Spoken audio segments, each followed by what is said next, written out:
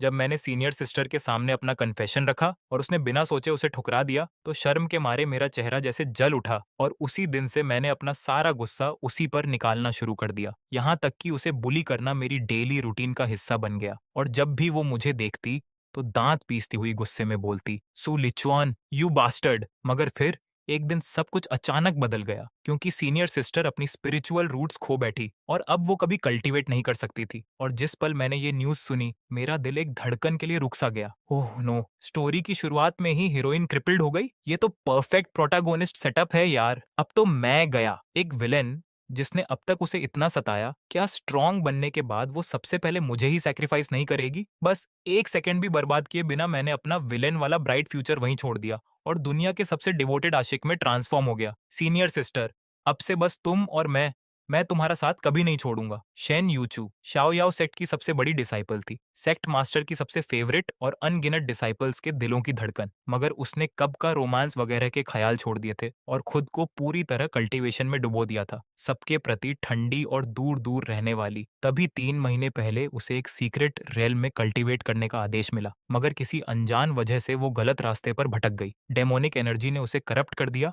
और उसकी spiritual roots पूरी तरह तबाह हो गईं। कहते हैं सेक्ट मास्टर कई दिनों तक निराशा में डूबे आहें भरते रहे, मगर जब शेन यूचू आखिरकार लौटी, तो उसका स्वागत होने के बजाय उसे श्याओयाओ सेक्ट से निकाला जाने वाला था। बदन पर सिर्फ मोटे लाइन के कपड़े, चेहरे पर बेइंतहा बेबसी और पीठ पर बस एक छोटी सी गठरी, बस इतना ही बचा था उसके पास। और पूरे सेक्ट को हमारी दुश्मनी के बारे में पता था, इसलिए भीड़ अपने आप 2 हिस्सों में बंट गई और मेरे लिए रास्ता बन गया। कभी मैं भी उसके हजारों एडमायरर्स में से एक था, मगर बाकी सबसे अलग। मैंने हिम्मत जुटाकर उसके सामने अपने दिल की बात रख दी थी। मेरा परिवार पीढ़ियों से मेडिसिन की प्रैक्टिस करता आया था और काफी मशहूर था। मेरे पेरेंट्स ने मुझे शाओयाओ सेक्ट भेजा था ताकि मैं आर्ट ऑफ मेडिसिन सीखूं और एक दिन अपने परिवार का नाम रोशन करूं। कन्फेशन से पहले मैं कॉन्फिडेंस से भरा हुआ था और फिर बेरहमी से रिजेक्ट कर दिया गया। उसके बाद तो मैं पूरे सेक्ट का मजाक बन गया, अश्वमाननीय और अपमान और गुस्से में जलते हुए मैंने उसकी जिंदगी हर दिन मुश्किल बनानी शुरू कर दी। तभी उस भरे पूरे टाइजी स्क्वायर पर एक कल्टीवेटर ने एक्साइटमेंट में मेरी तरफ बेधैर्यता हाथ हिलाया। "सु लिचुआन, जल्दी आ, ये तेरा रिवेंज लेने का परफेक्ट मौका है। मुझे आज भी याद है कैसे शन यूचू ने तुझे बेइज्जत किया था।" मैं धीरे धीरे चलता हुआ शन यूचू के ठीक सामने आकर रुका और एक मॉकिंग मुस्कान के साथ बोला, "अरे वाह, ये तो हमारी सीनियर सिस्टर हैं। ये क्या हाल बना रखा है आपने, कितना भद्दा स्कार है। और मेरे सालों के मेडिकल एक्सपीरियंस के हिसाब से डर है कि ये अब ठीक नहीं हो सकता। बड़े अफसोस की बात है।" ये सुनकर शेन यूचू ने धीरे से अपना सिर उठाया। उसकी आंखों में गुस्सा भरा था और भले ही एक लंबा स्कार उसके पूरे चेहरे पर फैला हुआ था, फिर भी वो उसकी पुरानी खूबसूरती को पूरी तरह छुपा नहीं पा रहा था। तभी मेरे बगल में खड़े किसी ने चिल्लाकर कहा, "सु लीचुआन, पहले ये तुझे नीचा दिखाती थी, अब तो ये तेरे बगल में खड़े होने के भी लायक नहीं। इस पर जरा भी रहम मत करना। जैसे इसने तुझे बेइज्जत किया था,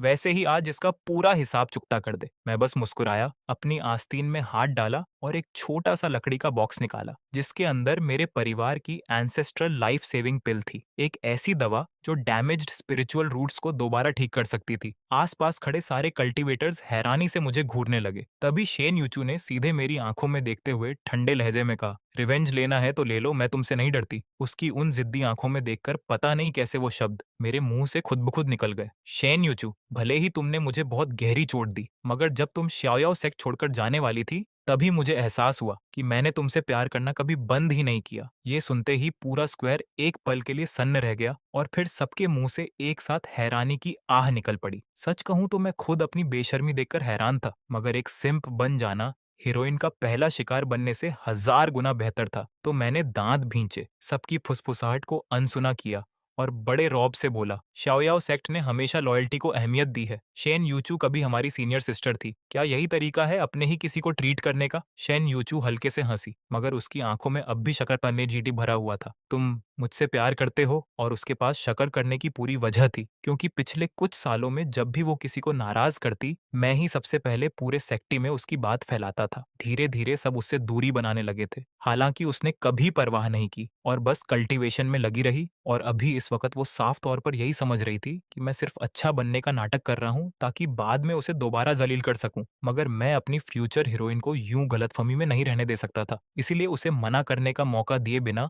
मैंने बड़ी नरमी से उसका हाथ थामा और लाइफ सेविंग पिल वाला बॉक्स उसकी हथेली में रख दिया और फिर अपनी अब तक की सबसे कोमल आवाज में बोला, शेन यूचू, तुम इकलौती हो जिससे मैंने कभी प्यार किया है। अब से बस तुम और मैं किसी को तुम्हें दोबारा बलि नहीं करने दूंगा। तुम्हारी स्पिरिचुअल रूट्स भी ठीक हो सकती हैं और तुम्हारा चेहरा भी। मैं वादा करता हूँ मैं तुम्हें ठीक कर दूंगा, बस मुझ पर भरोसा करो। शेन यूचू वहीं चुपचाप खड़ी रही, जबकि मैं अंदर ही अंदर अपनी एक्टिंग की तारीफ कर रहा था। ये बहाना तो एकदम फ्लॉलेस था। हाँ, उसने पहले मेरा कन्फेशन ठुकराया था, मगर सब जानते हैं कि इंसान अक्सर उसी से नफरत करता है जिसे वो पा नहीं सकता। अब कौन साबित कर सकता है कि मैंने सच में उससे प्यार करना बंद कर दिया था? और वैसे भी अभी मैं उसके लिए इतना कुछ कर रहा हूँ, तो स्ट्रांग होने के बाद वो मुझे चाकू घोंपकर मार तो नहीं देगी, है ना? अगर फ्यूचर चाइल्ड ऑफ डेस्टिनी मेरी तरफ हो जाए, तो इस दुनिया में मुझसे पंगा लेने की हिम्मत भला किसकी होगी? बस ये सोचते ही मेरे चेहरे पर मुस्कान आ गई। शेन यूचू ने सिर झुका लिया और काफी देर तक खामोश रही। मैंने एक कदम और आगे बढ़ाकर कहा, मुझे पता है तुम श्याओयाओ सेक्ट छोड़कर नहीं जाना चाहती।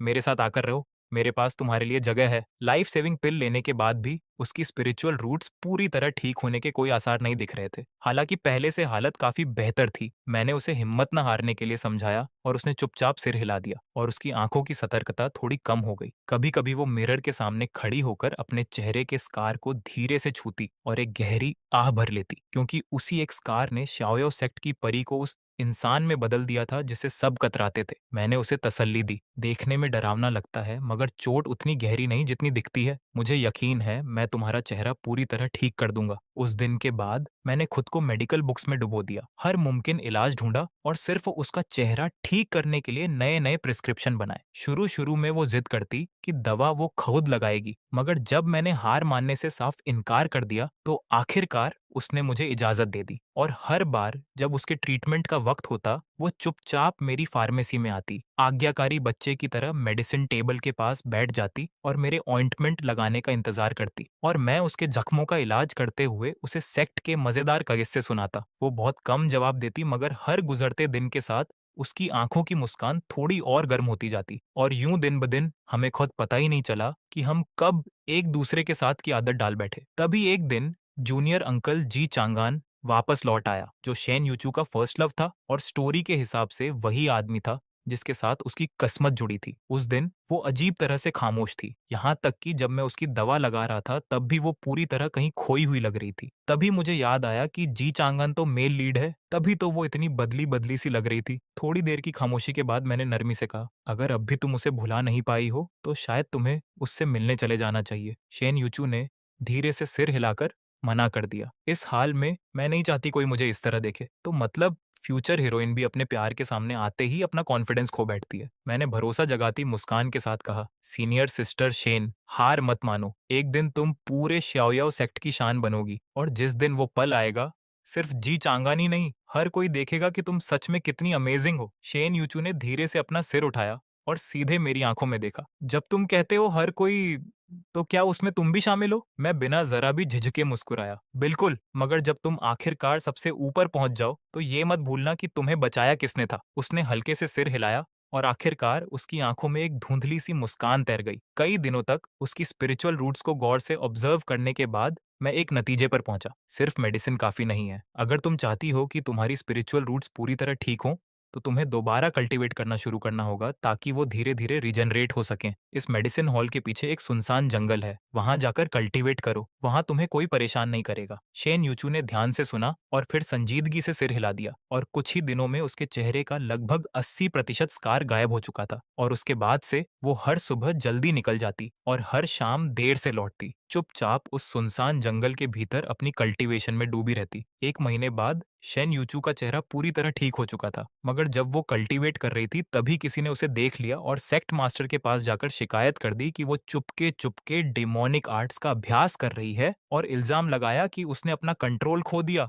और किसी को करीब करीब मार ही डाला था। और जब तक मुझे इस बात की भनक लगी तब तक सेक्ट मास्टर के हुक्म पर उसे कैद किया जा चुका था। मगर मैं सच जानता था वो कोई डिमोनिक टेक्निक नहीं कर रही थी। जरूर किसी ने बीच कल्टीवेशन में उसे डिस्टर्ब किया होगा, जिससे उसे की डिविएशन हो गई और वो कंट्रोल खो बैठी। मैं सीधे सेक्ट मास्टर के पास जाकर उसके हक में गवाही दे सकता था, मगर मैं रुक गया, क्योंकि अगर मैं सच में चाहता था कि वो मेरी नेकी को ताउम्र याद रखे तो सिर्फ बातों से काम नहीं चलने वाला था। मुझे इसे अपने एक्शन से साबित करना था। उसकी हालत जितनी बेबस होती, उसे बचाने वाला इंसान उसके दिल में उतना ही अनफॉरगेटेबल बन जाता। तभी जैसे ही मैं मेन हॉल के बाहर पहुंचा, मैंने सुना कि सेक्ट मास्टर डिसिपल्स से पूछ रहे थे कि शेन यूचू का क्या किया जाए। इसकी स्पिरिचुअल रूट्स तो तबाह हो चुकी थीं, फिर भी महज 1 महीने में इसने दोबारा कल्टीवेट कर लिया। जरूर इसने कोई डिमोनिक आर्ट सीखी है और डिमोनिक एनर्जी ने इसे अपने कब्जे में ले लिया है। ऐसे इंसान को जिंदा रहने नहीं दिया जा सकता। हमें इसे एल्केमी फर्नेस में झोंककर इस खतरे को हमेशा के लिए मिटा देना चाहिए। मैंने उस डिसाइपल को फौरन पहचान लिया जो ये बोल रहा था। कुछ ही दिन पहले वो चोरी छिपे पहाड़ से नीचे जाकर जुआ खेल रहा था और शेन यूचू ने उसे रंगे हाथों पकड़ा था, 50 करोड़ की सजा दिलवाई थी और उसका सारा जुए का पैसा जब्त कर लिया था। तो अब जब उसे बदला लेने का मौका मिला था तो वो इसे हाथ से जाने कैसे देता। और ऊपर से शेन यूचू कभी अपनी सफाई देने वाली थी ही नहीं, जिससे लोगों को उन इल्जामों पर और भी ज्यादा यकीन हो चला था। तभी एक और डिसाइपल फौरन हाँ में हाँ मिलाते हुए बोला, जो इंसान ऐसी बुरी राह पर चलता है वो मरने के ही लायक है। इसे मार देना तो हर राइचस सेक्ट पर एक एहसान होगा। अगर इसने डिमोनिक आर्ट्स में महारत हासिल कर ली तो पूरी दुनिया तबाह हो जाएगी। एक ही पल में पूरा हॉल शन यूचू की मौत की मांग करती आवाजों से गूंज उठा। एक के बाद एक इल्जाम उसे मौत के और करीब धकेलते जा रहे थे। फिर भी शन यूचू बस हॉल के बीचों बीच घुटनों के बल बैठी रही, एक लफ्ज तक न बोली। तभी सेक्ट मास्टर ने उसकी तरफ नजरें झुकाकर ठंडी आवाज में पूछा, शन यूचू, क्या तुम अपना गुनाह कबूल करती हो? उसने बड़े शांत लहजे में जवाब दिया, मैंने सिर्फ अपनी ताकत वापस पाने के लिए कल्टीवेट किया। मुझे नहीं पता मैंने कौन सा गुनाह किया है। खामोश! एक बुजुर्ग एल्डर गुस्से में चिल्लाया, तुझे तो कब का शाओयाओ सेक्ट से निकाल दिया जाना चाहिए था। अगर सेक्ट मास्टर की मेहरबानी न होती तो आज तू यहाँ खड़ी भी न होती। और अब भी तेरी इतनी हिम्मत कि तू इस बेशर्मी से बात कर रही है। तभी एक और डिसाइपल ने उस पर उंगली उठाते हुए चीख कर कहा, तू कहती है कि तू सिर्फ कल्टीवेट कर रही थी, मगर हम सबने अपनी आंखों से देखा था। तेरे पूरे बदन को काली एनर्जी ने घेर रखा था और तेरी आंखें खून की तरह लाल हो गई थीं। ये तो साफ साफ किसी डीमन पोजेस्ड इंसान की निशानी थी। और जैसे जैसे भीड़ का गुस्सा भड़कता गया, तभी अचानक सेक्ट मास्टर ने अपना हाथ उठाया और स्पिरिचुअल एनर्जी का एक जबरदस्त धमाका सीधा शेन यूचू की तरफ छूट पड़ा। वो पूरी तरह बेखबर थी, इसलिए हवा में उछलकर दूर जा गिरी और जमीन पर बुरी तरह टकराकर बेसुध पड़ी रह गई। सेक्ट मास्टर ने अपनी आंखें सिकोड़ते हुए ऐलान किया, देखा, सच में डेमोनिक एनर्जी मौजूद है। ये देखकर मेरा दिल एकदम बैठ सा गया और उसी पल मुझे सारा माजरा समझ आ गया। तो ये है शेन यूचू की तबाही के पीछे का असली मुजरिम। उसके अंदर कोई डेमोनिक एनर्जी थी ही नहीं। फिर भी सेक्ट मास्टर खुलेआम सच को तोड़ मरोड़ रहा था, क्योंकि श्याओयाओ सेक्ट में उसके रुतबे पर सवाल उठाने की हिम्मत किसी में नहीं थी। गार्ड्स! उसने हुक्म दिया, शेन यूचू को एल्केमी फर्नेस में झोंक दो और दुनिया पर मंडराते इस खतरे को खत्म कर दो। ये देखकर कि जिस पल का मैं इंतजार कर रहा था वो आखिरकार आ गया है, मैं झट से हॉल के अंदर घुसा और जोर से चिल्लाया, रुको! तभी किसी ने फौरन मेरा मजाक उड़ाया, सु लीचुआन, तू सच में यहाँ फिर से सिम्प बनने आया है? एक और हंसते हुए बोला, आजकल तू उस डीमन औरत के इतना करीब चिपका रहता है, तुझे डर नहीं कि वो तुझे भी अपने साथ ले डूबेगी? मैंने उन सबको पूरी तरह अनसुना कर दिया और सीधे सेक्ट मास्टर की आंखों में देखा, जिसके चेहरे का रंग हल्का सा बदल चुका था। सेक्ट मास्टर, मैं गवाही दे सकता हूँ कि शेन यूचू ने कभी डिमोनिक आर्ट्स का अभ्यास नहीं किया। उस दिन जो हुआ वो सिर्फ इसलिए हुआ क्योंकि किसी ने बीच कल्टीवेशन में उसे डिस्टर्ब कर दिया, जिससे उसे की डिविएशन हो गई। एक डिसाइपल फौरन तंज भरी हंसी हंसते हुए बोला, सुलिचुआन, तुझे लगता है हम सब अंधे हैं? हम में से बहुतों ने उस दिन अपनी आंखों से देखा था। तेरे कह देने भर से कि वो डेमोनिक आर्ट्स नहीं कर रही थी ये सच नहीं हो जाएगा।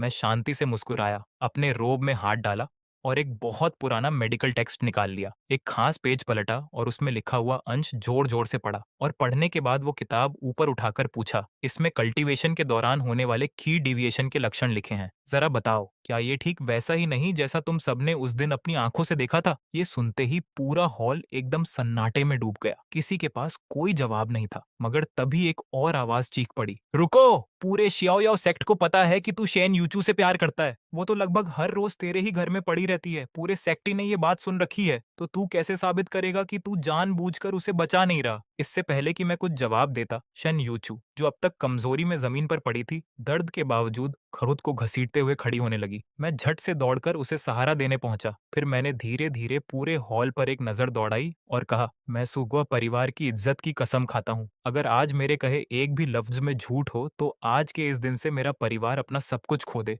चाहे कुछ भी हो जाए, परिवार शेन यूचू की रक्षा करेगा। जिस पल मैंने अपने परिवार का नाम दांव पर लगाया, खुद सेक्ट मास्टर भी झिझक भरी नजरों से मुझे देखने लगा और बाकी सब तो बस हैरान होकर जड़ हो गए थे। मैंने उसे बचाने के लिए अपने परिवार की साख तक दांव पर लगा दी थी। जाहिर है ये बात उसके दिल में एक अमिट निशान छोड़ जाती। जब बाकी सबने पीछे हटना चुना, तब मैं ही था जो उसके साथ खड़ा रहा। शेन यूचू कोई पत्थर दिल इंसान तो थी नहीं, ऐसा हो ही नहीं सकता था कि उसका दिल न पिघले, और यही तो मैं चाहता था। इतना कहने के बाद मैंने बड़ी नरमी से शेन यूचू को अपनी बाहों में उठाया और उसे लेकर हॉल से बाहर निकल गया। तभी पीछे से किसी ने चिल्लाकर कहा, सुलीचुआन, जिस पल तू उस दरवाजे से बाहर कदम रखेगा, न तू और न वो डीमन औरत फिर कभी श्याओयाओ सेक्ट के नहीं रहोगे। मगर मैंने अपनी रफ्तार तक धीमी नहीं की। अब जब हम श्याओयाओ सेक्ट में रह ही नहीं सकते थे, तो मैं शेन यूचू को अपने उस छोटे से मेडिसिन हाउस में ले आया जो सेक्ट के बाहर मेरा अपना था। सेक्ट मास्टर का वार बहुत ही ज्यादा ताकतवर था। शेन यूचू का बदन तो पहले ही कमजोर था, और अब वो बस बमुश्किल सांसें गिन रही थी। पूरे 3 दिन गुजर गए मगर उसे होश नहीं आया, और उन तीनों दिनों में मैं मुश्किल से ही सोया। दिन रात उसके बिस्तर के पास बैठा रहा। आखिर वो हीरोइन थी, मेरा पूरा फ्यूचर उसी पर टिका हुआ था। फिर एक रात थकान ने आखिरकार मुझे हरा दिया, और मैं उसके बिस्तर के पास ही टेक लगाकर सो गया। कुछ देर बाद मुझे धुंधला सा महसूस हुआ, जैसे कोई मेरा नाम पुकार रहा हो, मगर मैं इतना थका हुआ था कि आंखें तक नहीं खोल पाया। तभी मुझे एक गर्म हाथ बड़े प्यार से अपने चेहरे को सहलाता हुआ महसूस हुआ। वो शेन यूचू का हाथ था। मैं फौरन जाग गया, मगर मैंने जरा भी हिलने की हिम्मत नहीं की। ये पल इतना कीमती था कि मैं इसे खराब नहीं करना चाहता था। कुछ ही सेकंड्स बाद वो हल्के से हंसी। सच में खुद को थका डाला तुमने। फिर मैंने कदमों की हल्की सी आहट सुनी जब वो बड़ी एहतियात से बिस्तर से उतरी, और थोड़ी देर बाद एक ब्लैंकेट लेकर लौटी और बड़ी नरमी से उसे मेरे कंधों पर डाल दिया। और जैसे ही वो मेरे करीब झुकी, उसकी गर्म सांसें हल्के से मेरी गर्दन को छू गईं। मुझे अपनी सांसें नॉर्मल रखने के लिए अपने पूरे सेल्फ कंट्रोल का इस्तेमाल करना पड़ा, ताकि उसे भनक तक न लगे कि मैं जाग चुका हूँ। और इसे और भी यकीनन बनाने के लिए मैं नींद में बड़बड़ाने का नाटक करते हुए कुछ शब्द बोल पड़ा। शेन यूचुग, किसी दिन इसका बदला ठीक से चुकाना मुझे। मगर मेरी हैरानी की हद न रही जब उसने मुस्कुराते हुए बड़ी संजीदगी से जवाब दिया, अब से तुम्हारी रक्षा करने वाली मैं बनूंगी। उन शब्दों में कुछ तो अजीब सी बात थी। और फिर इससे पहले कि मैं कुछ रिएक्ट कर पाता, अचानक मुझे कुछ नरम और गर्म सा अपने होंठों को छूता हुआ महसूस हुआ। बड़ा हल्का, बड़ा कोमल, और एक ही पल में गायब भी हो गया। मेरा दिमाग बिल्कुल सुन्न पड़ गया, और उतनी करीबी दूरी से मैंने शेन यूचू को धीरे से फुसफुसाते हुए सुना, सुलिचुआन, बस थोड़ा और इंतजार करना मेरा। एक बार जब मैं काफी स्ट्रांग हो जाऊंगी, तो तुम्हारी रक्षा करने वाली मैं बनूंगी, जिंदगी भर के लिए। मेरा दिल बेख्तियार कांप उठा। अगली सुबह जब मैंने दरवाजा खोला, तो अचानक किचन के बाहर मेरा सामना शेन यूचू से हो गया। वो एक बार फिर अपने उसी पुराने शांत और दूर दूर रहने वाले अंदाज में लौट चुकी थी। उसने बस हल्के से सिर हिलाकर मुझे सल्यूट किया, जिससे मैं सोचने पर मजबूर हो गया कि कहीं पिछली रात जो कुछ हुआ वो सब कोई ख्वाब तो नहीं था। और जैसे ही मैं वहां खड़ा हक्का बक्का सोच में डूबा था, उसने अपने होंठों पर एक हल्की सी मुस्कान लाते हुए कहा, सुलीचुआन, हर चीज के लिए शुक्रिया। फिर वो आगे बोली, अगले कुछ अरसे के लिए मैं कल्टीवेट करने कहीं दूर जा रही हूँ, शायद काफी लंबे समय तक वापस ना आ पाऊं। ये सुनकर मैंने आखिरकार थोड़ी राहत की सांस ली। ओरिजिनल स्टोरी में शेन यूचू अपनी सिक्लूडेड कल्टीवेशन के दौरान ही कहीं ज्यादा स्ट्रांग बनी थी, और अभी भी उसका ट्रेनिंग करने का इरादा इसी बात का इशारा था कि उसने अपना असली मकसद अब तक नहीं भुलाया। मैंने हामी में सिर हिला दिया। तभी जाते जाते वो अचानक रुकी, पलटी, और बड़ी नरमी से बोली, अपना ख्याल रखना और मेरा इंतजार करना। हीरोइन जो ठहरी, शेन यूचू ने हार मानने का नाम ही नहीं लिया। कई महीने गुजर गए, और उसका नाम एक बार फिर पूरे कल्टीवेशन वर्ल्ड में गूंजने लगा। यहाँ तक कि मुझ जैसा इंसान भी, जो अपना ज्यादातर वक्त चुपचाप अपने छोटे से मेडिसिन हाउस को चलाने में बिताता था, जब भी शहर जाता तो उसके बारे में सुने बिना नहीं रह पाता। एक टी हाउस में हाथ में चाय का प्याला थामे बैठे बैठे मैं सुनता रहा कि मेरे आसपास हर कोई बस उसी की बात कर रहा था। कोई कह रहा था कि वो महानता के लिए ही बनी है, हर सेक्ट टूर्नामेंट में सबसे ज्यादा तरककड़ी करती, और हर बार रैंकिंग्स में और ऊंचा चढ़ती जाती। लोगों को यकीन था कि उसका दुनिया का सबसे स्ट्रॉन्ग कल्टीवेटर बनना बस वक्त की बात है। कोई उसके नेक दिल की तारीफ कर रहा था कि वो न सिर्फ बेहद ताकतवर है,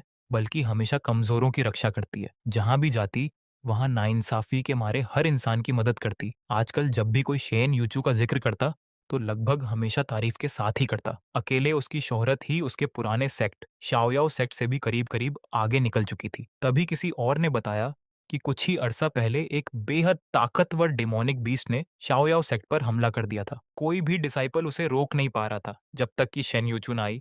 और सबकी जान बचा ली और उसके बाद से तो सेक्ट में उसका रुतबा और भी ऊंचा हो गया था और बहुतों को यकीन था कि अगली सेक्ट मास्टर बनना उसकी किस्मत में लिखा है। कुछ लोग तो जलन भरे लहजे में सू परिवार और यंग मास्टर सू की बात कर रहे थे, कह रहे थे कि शेन यूचू ने सरेआम ऐलान कर रखा है कि जो कोई सू परिवार के खिलाफ खड़ा होगा वो दरअसल उसी के खिलाफ खड़ा होगा। और हर बार जब मैं ऐसी बातें सुनता तो मेरा सीना फख्र से थोड़ा और चौड़ा हो जाता। अगर उस वक्त मैंने सही फैसला न लिया होता तो ये कुछ भी ना हुआ होता। हर किसी की नजरों में मैं सु लीचुआन वो आदमी था जिसने उसकी प्रतिभा को सबसे पहले पहचाना, उससे दिल से प्यार किया और उसकी बेगुनाही साबित करने के लिए अपने ही सेक्ट से निकाले जाने तक को तैयार हो गया। चाय का पूरा पॉट खत्म करने के बाद मैं इत्मीनान से बाहर की ओर टहलता हुआ निकला, मगर जैसे ही मैंने दरवाजे से कदम बाहर रखा मैं किसी से टकरा गया। सुलीचुआन बहुत दिनों बाद दिखे। मैंने नजर उठाकर देखा तो पहचान लिया कि ये तो श्याओयाओ सेक्ट का एक पुराना डिसिपल था जो गॉसिप का बड़ा शौकीन होने के लिए मशहूर था। और ठीक वैसा ही हुआ जैसा मैंने सोचा था। वो फौरन एक शरारती मुस्कान के साथ मेरी तरफ झुका और पूछा, क्यों सीनियर सिस्टर का इंतजार करने आए हो क्या? क्या बकवास कर रहे हो? मैं हंस पड़ा। उससे तो मुझे मिले हुए बहुत अरसा हो गया। शेन यूचू ने हमेशा अपनी बात निभाई थी। जिस दिन उसने कहा था कि वो वापस नहीं आएगी, वो सच में कभी वापस नहीं आई। और शायद यही सबसे बेहतर था, क्योंकि ओरिजिनल स्टोरी के हिसाब से जी चांग हान भी जल्द ही लौटने वाला था। उस डिसिप्लिन को समझ आ गया कि मुझे उसकी गॉसिप में कोई दिलचस्पी नहीं है, इसलिए कुछ अटपटी सी बातें करने के बाद उसने हाथ हिलाकर विदा ली और चला गया और मैं वापस अपने मेडिसिन हाउस की ओर बढ़ चला। दूर से ही मैंने देखा कि चिमनी से धुआं उठ रहा है और जिस पल मैंने दरवाजा धकेल कर किचन में कदम रखा मैं वहीं जम गया। शेन यूचू अपनी पीठ मेरी तरफ किए वहां खड़ी थी, खाना पकाने में मशगूल। मेरे कदमों की आहट सुनकर वो पलटी और बड़ी नरमी से मुस्कुराई। बस थोड़ा और, डिनर लगभग तैयार है। मैं तो पूरी तरह सन्न रह गया। वो जीनियस कल्टीवेटर शेन यूचू सच में मेरे लिए खाना बना रही थी। डिनर के दौरान वो एक पल के लिए झिझकी और फिर बोली, सुलीचवान, सेक्ट मास्टर ने अपनी गद्दी ऑफिशियली मुझे सौंप दी है। आज से 3 दिन बाद मेरी सक्सेशन सेरेमनी है। क्या तुम आओगे? ये तो बहुत जल्दी हो गया। शेन यूचू आखिरकार नई सेक्ट मास्टर बन चुकी थी, जिसका मतलब ये भी था कि जी चांगन अब जल्द ही वापस लौटने वाला था। आखिरकार वो दोनों अपने दिल की बात एक दूसरे से कह पाएंगे और साथ हो जाएंगे, ठीक वैसे ही जैसे उन्हें होना ही था। इस स्टोरी में मेरा किरदार आखिरकार अपने अंजाम पर पहुंच रहा था। अब मेरे लिए बस एक ही काम बाकी था, शराफत से पीछे हट जाना और उन दोनों के लिए रास्ता छोड़ देना। उसकी उन उम्मीद भरी आंखों में देखकर मैंने हामी में सिर हिला दिया और उसकी आंखें फौरन खुशी से चमक उठीं। वो बार बार मुझे याद दिलाती रही, तुम्हें वक्त पर आना है, मैंने सिर्फ तुम्हारे लिए एक सीट रोक रखी है और मुझे एक बहुत जरूरी बात का ऐलान भी करना है। मेरी सांसें अनजाने में धीमी पड़ गईं। मेरा जहन उस रात की ओर लौट गया। कान के पास वो हल्की सी फुसफुसाहट और वो चोरी से मेरे होंठों पर छोड़ा गया वो किस। मेरा चेहरा गर्म हो उठा। उसने बड़ी संजीदगी से मेरी ओर देखा और एक बार फिर बोली, मुझसे वादा करो कि तुम जरूर आओगे। मैं मुस्कुराया और सिर हिलाकर बोला, वादा रहा, मैं जरूर आऊंगा। मेरी स्टोरी अब करीब करीब खत्म हो चुकी थी और कम से कम मैं इतना तो चाहता था कि हमारी आखिरी मुलाकात एक खूबसूरत मुलाकात हो। डिनर के बाद वो अजीब तरह से हल्के, खुशी भरे कदमों से वहां से निकली और मैं तब तक मुस्कुराता रहा जब तक उसका साया पूरी तरह मेरी नजरों से ओझल नहीं हो गया और उसके बाद ही मेरे चेहरे से वो मुस्कान धीरे धीरे गायब हुई। मैं बाड़ की ओर बढ़ा और एक छोटी सी सीटी बजाई। तभी परछाइयों में से एक छुपा हुआ गार्ड फौरन प्रकट हो गया। सब कुछ पैक कर दो, मैंने बड़े शांत लहजे में हुक्म दिया, और कुछ देर बाद इस मेडिसिन हाउस को जला देना। फिर मैंने पूछा, क्या तुमने जी चांगान को खबर कर दी? गार्ड ने सिर हिलाया। जी हाँ, वो 3 दिन में श्याओयाओ सेक्ट लौट आएगा। और उसने क्या कहा? उसने कहा, ये सब मुमकिन बनाने के लिए शुक्रिया। वो इस मौके को हाथ से नहीं जाने देगा। किसी और को सच का पता नहीं था, मगर इकलौता इंसान होने के नाते जो ओरिजिनल स्टोरी जानता था, मैं सब कुछ समझता था। जी चांगन बहुत लंबे समय से शेन यूचू से प्यार करता था। वो बस यही समझता था कि उसे सिर्फ कल्टीवेशन की परवाह है और वो उसे डिस्टर्ब नहीं करना चाहता था, इसलिए उसने कभी अपने दिल की बात जाहिर नहीं की। मगर इतना कुछ झेलने के बाद, खासकर जब शेन यूचू मौत के मुंह तक पहुंच गई थी, मुझे पूरा यकीन था कि अब वो अपने जज्बात और नहीं छुपाएगा। और जैसे जैसे आग ने धीरे धीरे उस छोटे से मेडिसिन हाउस को अपनी लपटों में लेना शुरू किया, मैंने उसे एक आखिरी नजर भरकर देखा और धीरे से बुदबुदाया, शेन यूचू, इस बार मैं अपना वादा तोड़ने जा रहा हूँ। 3 दिन बाद पूरे श्याओयाओ सेक्ट पर एक गंभीर सा माहौल छाया हुआ था। सेरेमनी के लिए हर डिसिप्लिन जमा हो चुका था, यहाँ तक कि वो भी जो सालों से सेक्टी के बाहर ट्रेनिंग कर रहे थे। हर बड़े सेक्ट के प्रतिनिधि भी इस मौके के गवाह बनने आ पहुंचे थे। हर कोई इतनी कम उम्र में शेन यूचू की कामयाबियों पर दंग था। कुछ ने तो खुलेआम ऐलान कर दिया कि एक दिन वो पूरे कल्चरेशन वर्ल्ड का सबसे चमकीला सितारा बन सकती है। सेक्ट मास्टर के रोब्स पहने शेन यूचू धीरे धीरे उस लंबी सीढ़ियों की कतार पर ऊपर चढ़ती गई। वो जहां से भी गुजरती, डिसाइपल्स अदब से घुटनों के बल झुककर उसे अपनी नई सेक्ट मास्टर कहकर अभिवादन करते, मगर अपने दिल में शेन यूचू बस एक तंज भरी हंसी हंस रही थी, क्योंकि आज उसके सामने सिर झुकाने वाले इनमें से बहुत सारे वही लोग थे जिन्होंने कभी इसी हॉल में उसकी मौत की मांग की थी। तब इन्होंने उसे एल्केमी फर्नेस में झोंकने के लिए हर मुमकिन कोशिश की थी, और अब यही लोग सिर झुकाकर उसकी मेहरबानी की भीख मांग रहे थे। इनमें से कोई भी उसकी एक नजर के भी लायक नहीं था। वो जिस एक इंसान को देखना चाहती थी, वो अब तक नहीं आया था। उसने वादा किया था कि वो आएगा, और अब तक उसने उससे जो भी वादा किया था हमेशा निभाया था। आज का दिन वो दिन था जब वो अपना खोया हुआ सब कुछ वापस पा रही थी, और आज ही का दिन वो दिन था जब वो फख्र से उसके साथ खड़ी होना चाहती थी। मगर ग्रेट हॉल में दाखिल होकर सेक्ट मास्टर की गद्दी पर बैठ जाने के बाद भी फ्रंट रो में सिर्फ उसके लिए रोकी गई वो सीट खाली की खाली रही। उसकी उंगलियां धीरे धीरे उसकी अपनी हथेली में गड़ती चली गईं। वो अपनी नजरें उस खाली सीट से हटा ही नहीं पा रही थी। इससे पहले, सेरेमनी शुरू होने से पहले, श्याओयाओ सेक्ट के कई डिसिपल्स ने भी इस बात पर गौर किया था और आपस में धीरे धीरे फुसफुसा रहे थे, तुम्हें क्या लगता है ये सीट किसके लिए रोकी गई है? इसमें भला पूछने की क्या बात है? ये पक्का सु लीचुआन के लिए ही है। वही तो है जो हर मुश्किल में सेक्ट मास्टर के साथ डटा रहा। मगर सु लिचुआन तो अब तक आया ही नहीं। कहीं ऐसा तो नहीं कि सेक्ट मास्टर ने उसे छोड़ दिया हो? नामुमकिन। क्या तुम सेक्ट मास्टर की साख भूल गए? वो तो अपने मददगारों को कभी न भूलने के लिए मशहूर है।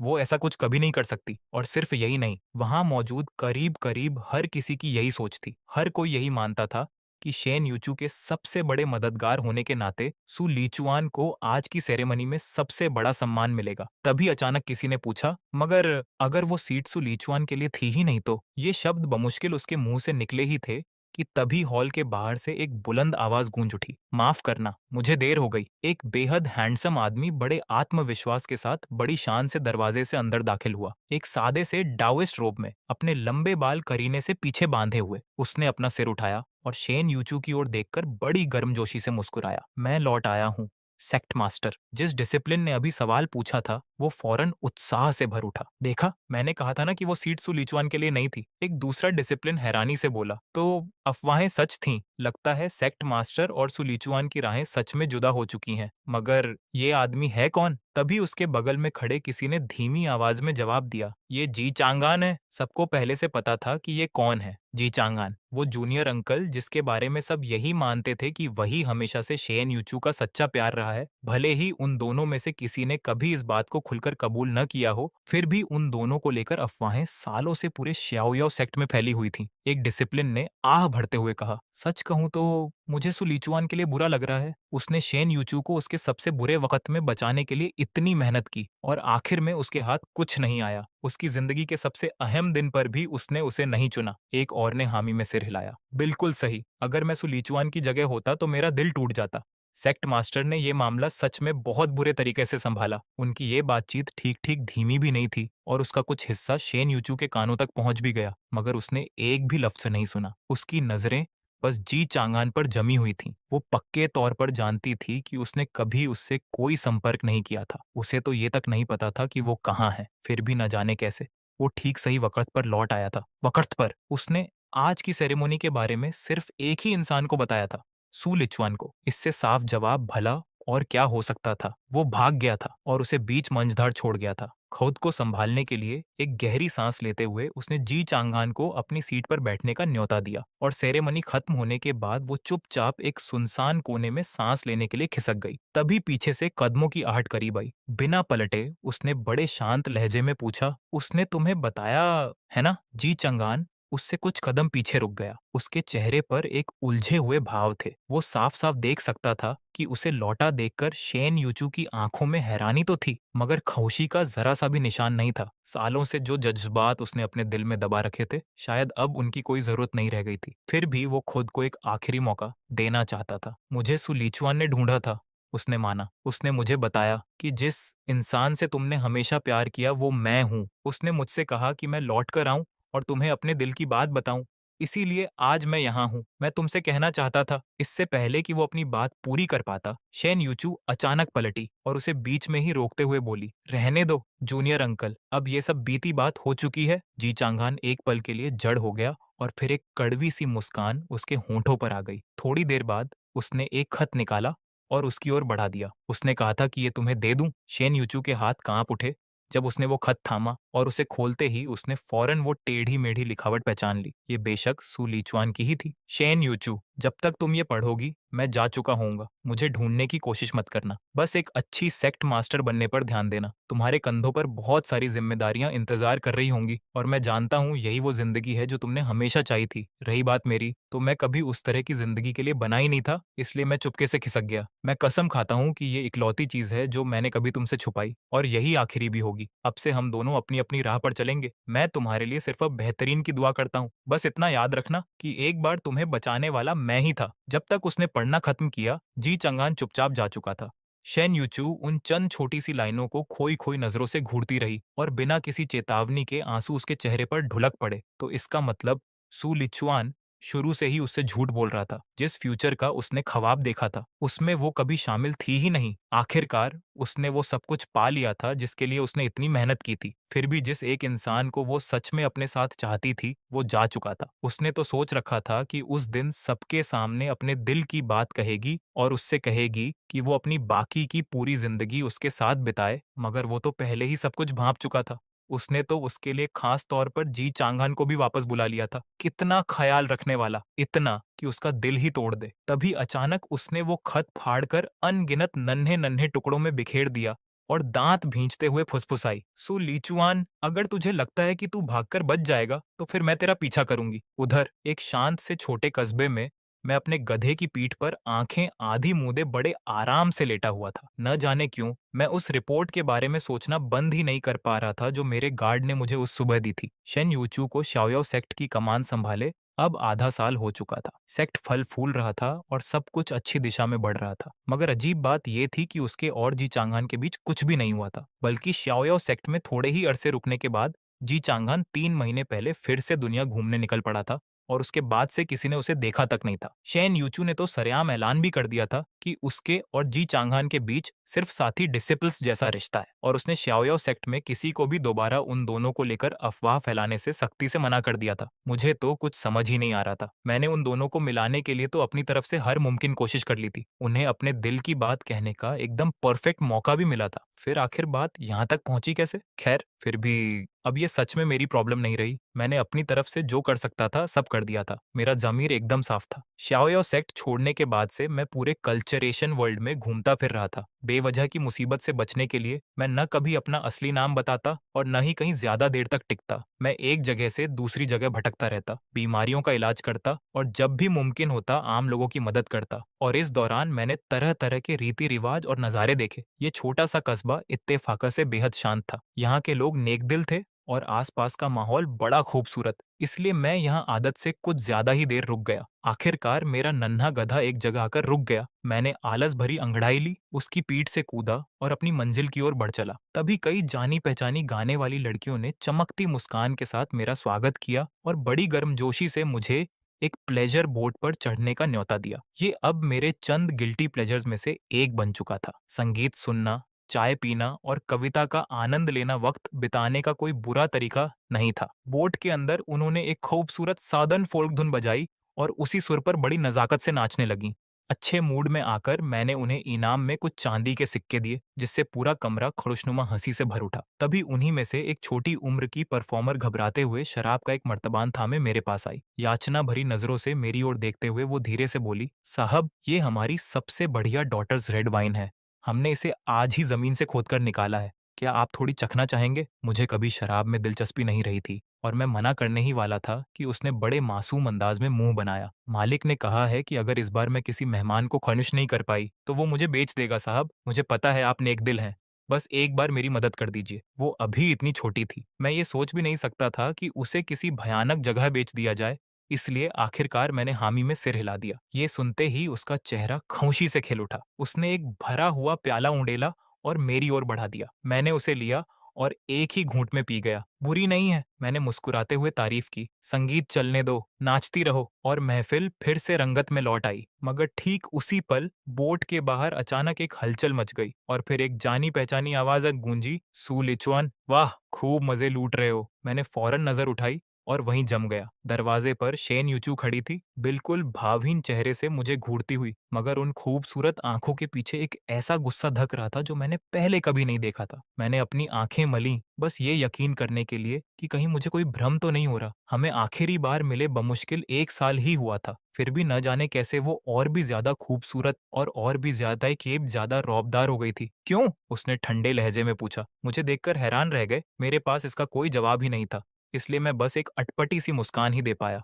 माहौल की तलखी भांपकर जैसे ही शेन यूचू ने अपना हाथ हिलाया, बाकी सब चुपचाप वहां से खिसक लिए। पलक झपकते ही हम दोनों बोट पर अकेले रह गए, एक दूसरे को खामोशी से घूरते हुए। शेन यूचू बड़े इत्मीनान से मेरी बगल वाली मेज पर बैठ गई और बिना एक लफ्ज कहे शराब पीने लगी। ये खामोशी बेहद तकलीफ देह और अटपटी थी। ये तो ठीक नहीं है। मैंने आंखें घुमाई और फौरन तय कर लिया कि अब यहाँ से भाग निकलने का वक्त आ गया है। मैं उछलकर खड़ा हुआ, एक ही हाथ के इशारे से खिड़की धड़ाम से खोल दी और सीधे नदी में छलांग लगाने की तैयारी करने लगा। मगर भले ही शेन यूचू ने अपनी शराब से एक पल के लिए भी नजर न हटाई हो, वो मुझसे कहीं ज्यादा तेज निकली। पलक झपकते ही उसने मुझे मेरी बेल्ट से दबोच लिया। उसका चेहरा अब भी शांत था, फिर भी मैं जितना जोर लगाता उतना ही फंसता जाता। खुद को छुड़ा ही नहीं पा रहा था। सीनियर सिस्टर, मैं घबराहट में हंसा। ये क्या कर रही हो? आखिरकार उसने नजर उठाकर मुझे देखा। सूलिछुआन, आखिर कब तक मुझसे छुपते फिरोगे? क्या सच में तुम मुझसे मिलने से इतना डरते हो? मैंने जबरदस्ती मुस्कान लाते हुए कहा। सीनियर सिस्टर, ये तुम क्या कह रही हो?